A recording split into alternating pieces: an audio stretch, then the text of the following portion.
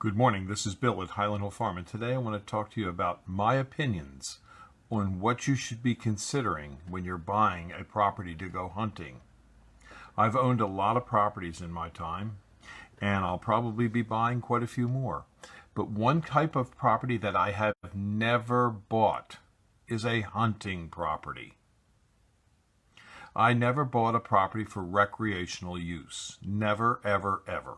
I own a lot of recreational use properties, but I never bought one for recreational use. Now that may sound sort of weird to you, but think of it this way.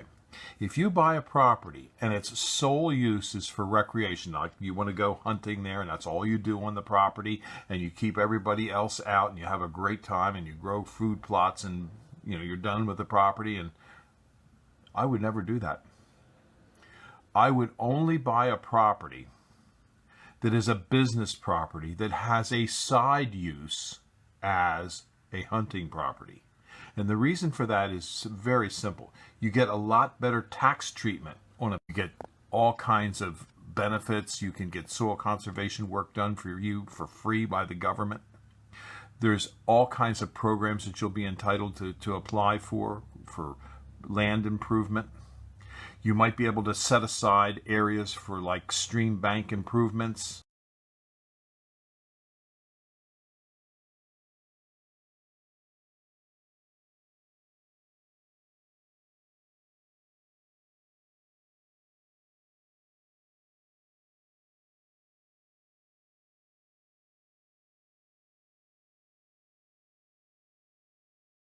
To do what's called a 1031 exchange. It's an IRS 1031 exchange. And that means what I do is I sell the property through an intermediary who then buys another property for me and then exchanges the properties.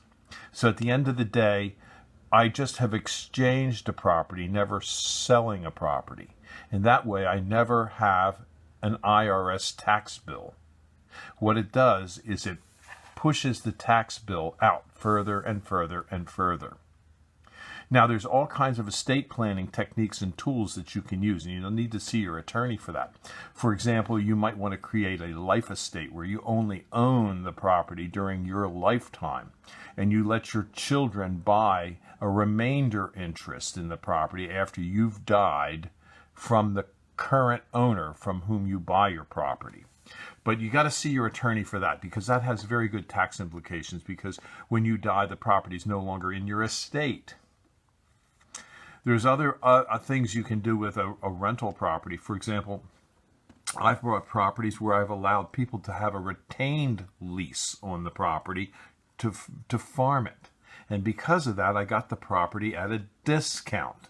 And because they have a retained lease, I'm not paying principal dollars that are after tax dollars to buy the property, which means I pay less income tax. So what you want to do is always make sure you never ever buy a recreational property.